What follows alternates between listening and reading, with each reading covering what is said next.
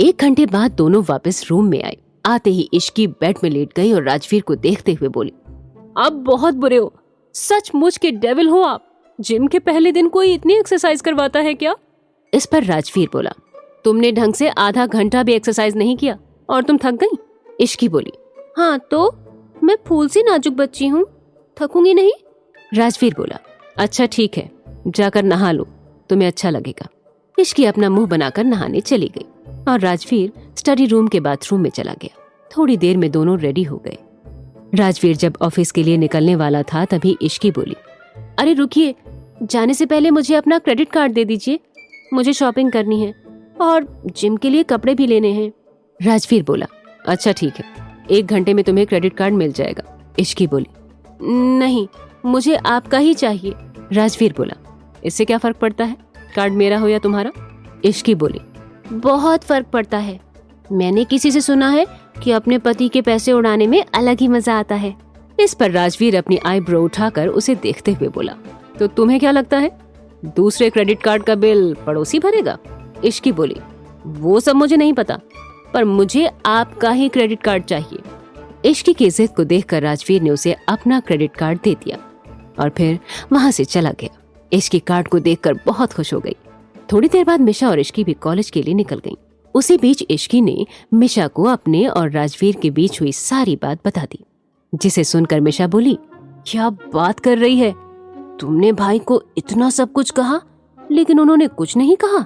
इश्की बोली, नहीं, उन्होंने एक बार भी गुस्सा नहीं किया। मिशा बोली, अगर यही सब कोई और करता तो भाई पता नहीं उसके साथ क्या करते। सच यार, वो तो तुझे अलग तरह से ट्रीट कर रहे हैं। इश्की बोली, हाँ सही कहा। अच्छा सुन, मैं सोच रही हूँ कि आज रात मैं उनके लिए पूरा डिनर बनाऊं। मिशा बोली, बिल्कुल भी नहीं। तुझे याद नहीं पहले 2 बार जब तूने खाना बनाने की कोशिश की थी तो क्या हुआ था?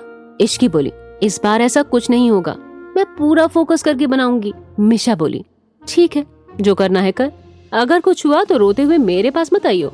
मेरा काम वार्निंग देना था, जो मैंने पहले ही दे दी है। इश्की बोली, ठीक है, इस बार मैं अच्छे से खाना बनाऊंगी, कुछ नहीं होगा, देखियो तू।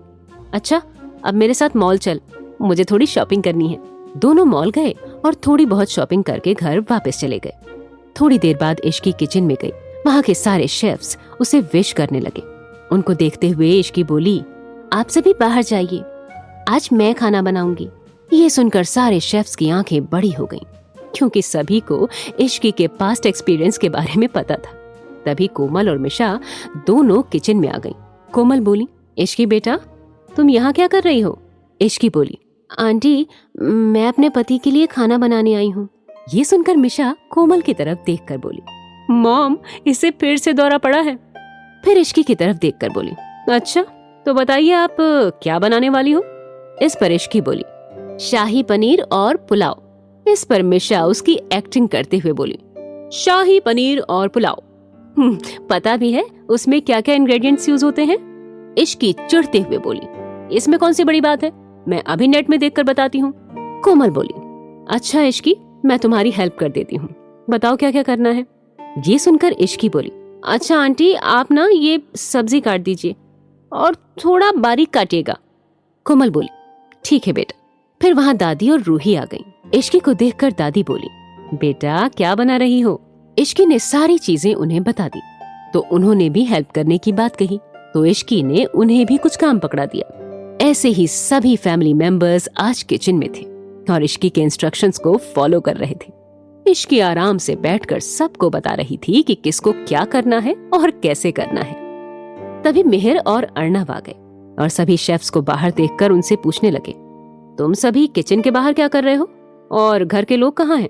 हेड शेफ बोला, सर आज इश्की मैम खाना बना रही हैं, तो सभी उनकी हेल्प कर रहे हैं और हमें किचन से बाहर कर दिया गया है।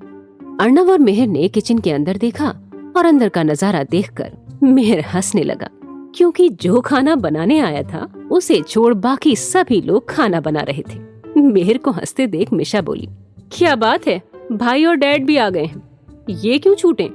इश्की, इन्हें भी कुछ काम दे। इश्की बोली, अंकल आप आटा गूंद दें और मिहिर तुम अच्छे से चावल धो दो। ये सुनते ही दोनों वहाँ से भागने वाले थे। तभी दादी बोली, खबरदार, जो किचन से एक पैर भी बाहर निकाला तो ये बच्ची अपने पति के लिए कुछ बना रही है और तुम लोग उस पर हंस रहे हो। चलो हेल्प करो इसकी। दादी की बात सुनकर मिहिर बोला, दादी आप लोग उसकी हेल्प कर रही हैं और वो है कि आराम से बैठी हुई है। ये सुनते ही इश्की बोली, जी नहीं, मैं आराम से बैठी नहीं हूँ, बल्कि सबको रेसिपी बता रही हूँ। ये सुनकर मिशा बोली, तुम्हें तो ये भी नहीं पता कि ये कितना बड़ा काम है। ये सुनकर मिहिर ने मुंह बना लिया। तभी दादी इश्की के पास आकर बोली, इश्की बेटा, खाना तो बन जाएगा, लेकिन क्या राजवीर हमारे साथ डिनर करेगा? इश्की बोली, आप चिंता मत करिए दादी, मैं उनको लेकर आऊंगी। ये सुनकर सभी लोग मुस्कुराने लगे। घर के सभी लोग हॉल में बैठे हुए थे। इश्की हॉल में टहलते हुए राजवीर का वेट कर रही थी। सभी बहुत देर से राजवीर का वेट कर रहे थे, लेकिन राजवीर अभी तक नहीं आया था। तभी कोमल उठकर इश्की के पास आई और बोली, इश्की, मुझे लगता है राजवीर किसी जरूरी काम में फंस गया होगा, उसे आने में लेट हो जाएगा। अब हम सबको डिनर कर लेना चाहिए। इस पर इश्की बोली, आंटी आप लोग डिनर कर लीजिए, मैं थोड़ी देर और वेट करूंगी। इश्की सोफे पर बैठ गई। वो अभी बहुत उदास थी। तभी दादी बोली, अरे कोई बात नहीं, हम कुछ देर और वेट कर लेते हैं। दादी की बात सुनकर सभी लोगों ने हाँ में सिर हिला दिया। ऐसे ही वेट करते करते 2 घंटे बीत गए। तब इश्की ने उठकर सभी को खाना खाने को बोला और खुद बिना खाए अपने रूम में चली गई। इश्की अपने रूम में जाकर सोफे पर बैठ गई और मोबाइल चलाते हुए सोफे पर ही सो गई। रात के 2 बजे राजवीर घर आया और जैसे ही रूम में गया तो उसकी नजर इश्की पर पड़ी, जो उसका वेट करते करते सो गई थी। राजवीर इश्की के पास गया और उसके फोरहेड पर किस कर लिया, जिससे इश्की की नींद खुल गई। इश्की की नजर जैसे ही राजवीर के ऊपर गई, वो उठते हुए बोली, बड़ी जल्दी आ गए आप। अरे इतनी जल्दी क्यों आए, सुबह ही आते ना। राजवीर बोला, क्या हुआ, कुछ गलत है क्या? तुम इतनी सैड क्यों लग रही हो? इस पर इश्की बोली, आपको क्या मैं सैड रहूं या कुछ करूं, आप जाएं अपने ऑफिस का काम करें। इस पर राजवीर बोला, इश्की, आज पहली बार लेट हुआ हूँ क्योंकि मेरी एक इम्पोर्टेंट मीटिंग थी। तुम इतनी सी बात पर ऐसे क्यों रिएक्ट कर रही हो? इश्की बोली, आपने कल रात मुझसे क्या कहा था, आपको ये भी याद नहीं? राजवीर कुछ सोचते हुए बोला, हाँ, तुम अपने गिफ्ट के लिए कह रही थी, वो कल तक तुम्हें मिल जाएगा। इश्की बोली, और क्या कहा था आपने? राजवीर कंफ्यूजन से इश्की को देखने लगा। और क्या कहा था, मुझे कुछ याद नहीं है। इश्की इरिटेट होते हुए बोली, आपने मुझसे कहा था कि आप आज मेरे साथ डिनर करेंगे, लेकिन आप आए ही नहीं। आपको पता भी है हम सब ने कितनी मेहनत की थी खाना बनाने में। घर के सभी लोग इस बात से कितने खुश थे, पर आप आए ही नहीं और ना ही बताना जरूरी समझा। राजवीर को इश्की की बात सुनकर गुस्सा आने लगा। राजवीर अपने गुस्से को कंट्रोल करते हुए बोला, इश्की, पहली बात मुझे नहीं पता था कि तुम मेरा वेट कर रही हो, और दूसरी बात, मैं अगर डिनर करता भी तो सिर्फ तुम्हारे साथ करता। ये बात मैंने तुम्हें कल भी कही थी। इस पर इश्की थोड़ी ऊंची आवाज में बोली, लेकिन क्यों? आखिर आपको अपनी फैमिली से इतनी प्रॉब्लम क्यों है?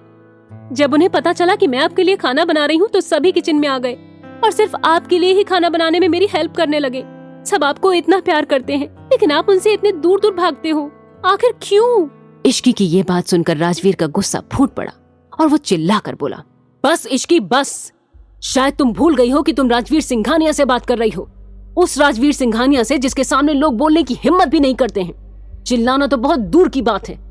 राजवीर अपने दांत पीसते हुए बोला, तुम इतना बोल पा रही हो, मुझ पर चिल्ला पा रही हो क्योंकि मैंने तुम्हें इतना हक दिया है, लेकिन इन सब में तुम ये भूल गई हो कि तुम किस पर चिल्ला रही हो। और रही बात इस फैमिली की, तो मैंने तुम्हें नहीं रोका है किसी से बात करने के लिए और मिलने के लिए। फिर राजवीर इश्की की बाजू पकड़कर बोला, लेकिन इतना याद रखना कि मेरा इस परिवार से सिर्फ नाम का रिश्ता है। अगर तुम चाहती हो कि मैं तुम्हें न रोकूं इन सब से बात करने से, तो आगे से फैमिली की बात मेरे सामने मत करना। ये बोलकर राजवीर अपने स्टडी रूम में चला गया। इश्की राजवीर के गुस्से को देखकर पहले ही डर चुकी थी।